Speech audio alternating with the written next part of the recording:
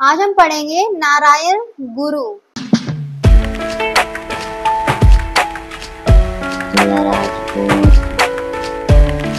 भारत के दक्षिण में देवभूमि कहा जाने वाला केरल प्राकृतिक रूप से अत्यंत सुंदर प्रदेश है। केरल के तिरुवनंतपुरम के समीप चेप झांति गांव में अगस्त 1856 में मदन आशान और कुट्टियम्पा के यहाँ एक पुत्र का जन्म हुआ।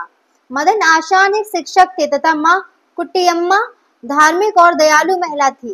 बच्चे का नाम नारायण रखा गया। सब उसे प्यार से नानू कहते थे। नानू शांत स्वभाव के भावुक बालक थे। एक बार गांव में एक जटाधारी सन्यासी आए। वे बहुत भूखे थे। गांव के बच्चे उन्हें पागल कहकर चिढ़ाने लगे। सन्यासी बहुत परेशान हो गए। कुछ देर तक तो नानू चुपचाप देखते रहे, फिर अचानक वह रोने लगे। उन्होंने सन्यासी से कहा, मुझे आपके लिए दुख हो रहा है। मेरे साथी आपकी खिल्ली उड़ा रहे हैं, इसके लिए मैं आपसे क्षमा मांगता हूँ। सन्यासी ने नानू को गले से लगा लिया और उसकी माँ कुट्टियम्मा के पास ले गए। उन्होंने कहा, अम्मा, ईश्वर की कृपा से आपको बहुत अच्छा पुत्र प्राप्त हुआ है। इसका अच्छी तरह पालन पोषण करो, वह एक महान व्यक्ति बनेगा। माता की आंखों से पुत्र को देखकर आनंद के आंसू झरने लगे। यद्यपि नानू शांत स्वभाव के थे और नटखट नहीं थे, लेकिन कभी कभी असामान्य तरीके से परेशानी खड़ी कर देते थे। एक बार त्योहार के अवसर नानू की माँ ने भगवान के प्रसाद के लिए मिठाइयां बनाई। जब भगवान का भोग लगाने का समय आया तो देखा मिठाइयां गायब थी। माँ ने नानू से पूछा, क्या तुमने मिठाइयां खाई हैं?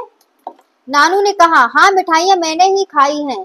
वे हंसकर जवाब देते, मिठाइयां तो खाने के लिए ही होती है ना, तो क्या हुआ, वो मैंने ही पहले खा ली। बच्चों को मिठाई खाते देखना भगवान को अच्छा लगता है। इस प्रकार बालक नानू बचपन से विवेकशील और तर्कवादी थे।